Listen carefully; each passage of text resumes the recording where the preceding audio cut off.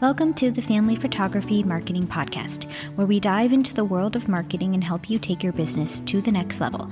I'm your host, Fiona, a marketing expert with 10 years of experience in the family photography industry, and in each episode of this podcast, I'll be sharing my insights and strategies for successful marketing to help you navigate the ever-changing landscape of digital and traditional marketing techniques. So whether you're just starting out or looking to fine-tune your marketing approach, this podcast has something for you. So join me and let's get started.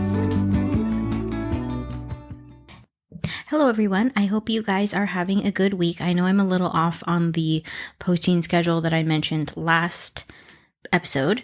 I switched it around and didn't have an episode last week, and then I'm doing this one this week. So this one is going to be all about the most important aspect of your marketing plan. Over the past 2 weeks, 3 weeks or so, I've been finalizing this course I've been writing for the Chrysalis Collective about websites.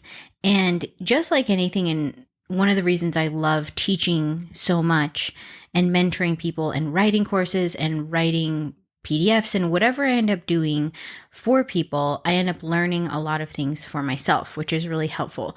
Or in this case, just really solidifying my beliefs about what I think is really important in marketing. So I realized you need to put together some stats for this course and stand on who I am in the industry in terms of what I know and what I've learned. I realized I've looked at over 100 family photographer websites all over the US. And all of them are very, very different, but very, very few are well laid out, clear, trust building, and simple. As I did numerous photographer website reviews for the podcast, and then that used to be something that I offered as a one-off 1-hour website review. I used to do that for people. I'm considering bringing that back, but I'm not quite sure exactly how that'll look. When I add up everything else I'm doing, I want to make sure I don't spread myself too thin.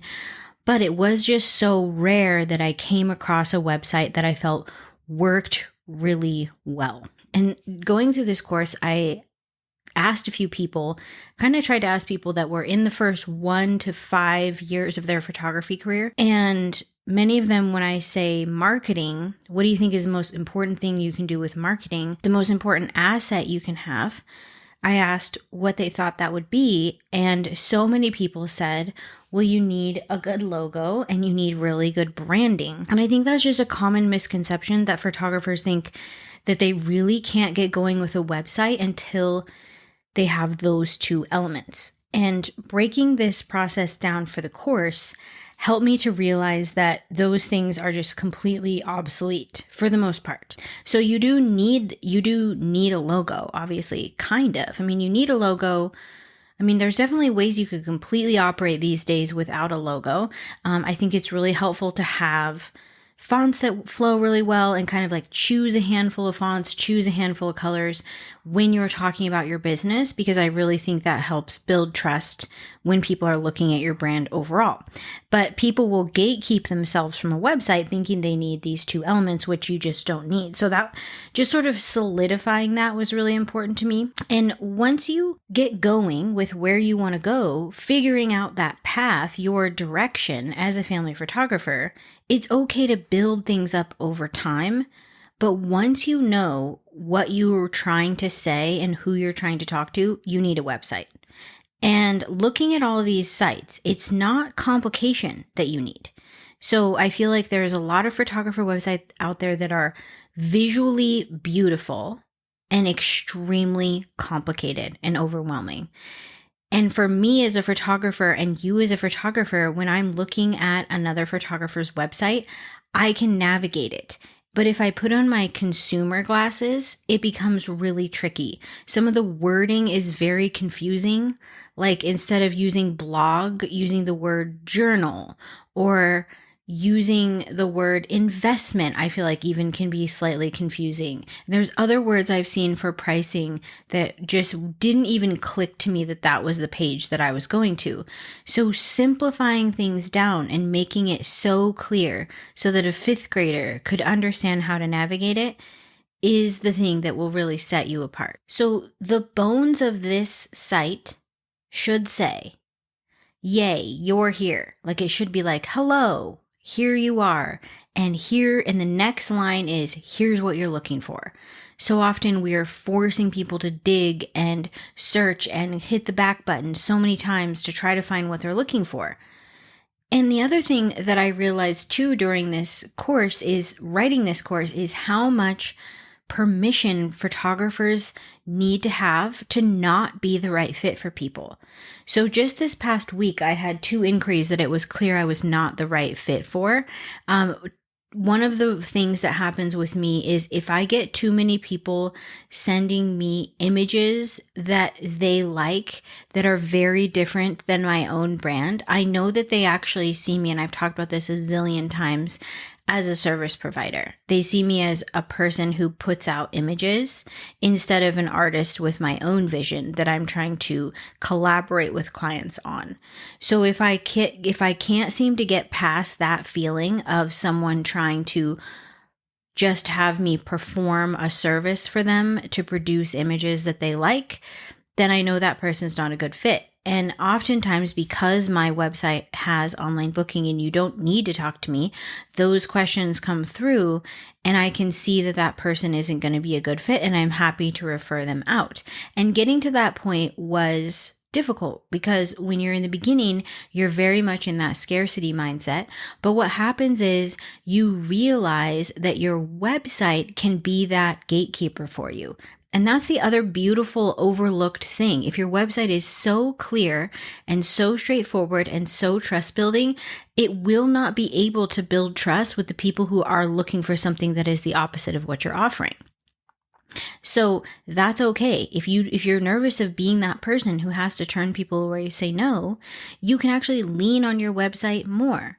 I feel like what people don't understand about a solid trust building website, and I said this in the course, is that the website becomes your salesperson.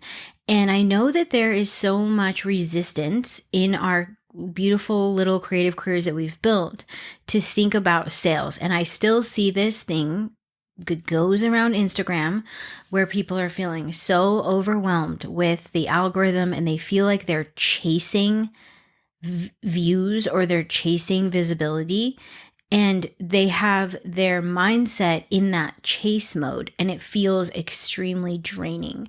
Instead of taking the position on the attraction mode and trying out different types of content to figure out what types of content attract the right people to your brand, not caring at all what those metrics look like compared to anyone else, that's a very different experience.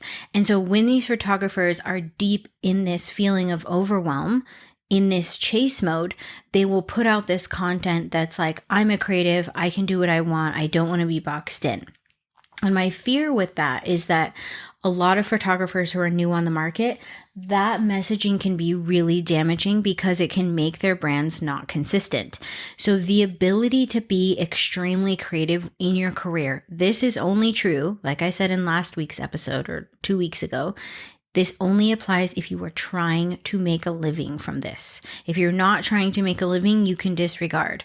But if you are, work on consistency, work on being able to produce a very consistent portfolio for your next 5 families. And that doesn't mean boring. That doesn't mean you're using the same poses over and over. It just means that the images are clearly yours, that you've set yourself up as an artist to be able to produce a consistent and trustworthy output. Then you kind of know you're on the right track. And then once you build that trust and you have this collection of people who trust you, that's when you can branch out and do more things creatively. But looking through Instagram, I was just spent so much time over the past 2 weeks looking through people's websites, their links from Instagram to their websites, the content that they were posting. I'm doing that for my mentorship students as well. So I just kept seeing photographers clinging to this messaging of like, oh, actually, I don't have to care about marketing. And if you want this to be a career, you do have to care about marketing. That is just the unfortunate and fortunate truth, because you can also choose for marketing to be fun and adventurous, and it doesn't have to be something that feels icky. And the biggest ally that you have to making it feel that way is a really trustworthy website, a place where no matter where you're marketing, you can send people to this, basically your online storefront, where it is absolutely everything they need to know about working with you, what type of artist you are, how you best like to work, what your favorite types of sessions are, how you can support them, how they can get more information. They're not getting lost, they're not getting confused, and they're not getting overwhelmed. That website ends up doing so much marketing for you. And that's the piece that I think is missing. Instead of feeling like you're every day waking up and trying to think of a new reel technique to do, or jumping on this trend or that trend, you have more freedom because the place that you're sending them is doing work for you. So that was the biggest aha moment for me on the building side of this course. So it's releasing this morning. This episode should be out before it's released if I can time this right. I'm a little confused with all my time zones over here. But it's on sale for the first 2 weeks, and there's a link for it right in my bio. And I would love for you to take it. I'm really proud of it. I think it is absolutely necessary for anyone, whether or not you have a website or not, that feels like they are not getting conversions and new bookings when they send people to their website. And I put a lot of work into it. I actually made complete fake website pages in Canva that took me literally 27,000 hours. I made this graph in Canva that took me another 47,000 hours. So I put a lot of effort into it. I'm really proud of it. I would be honored if you would take it and see what you think. And I know that it will be helpful for you. Okay, thanks so much. And I'll see you guys next week.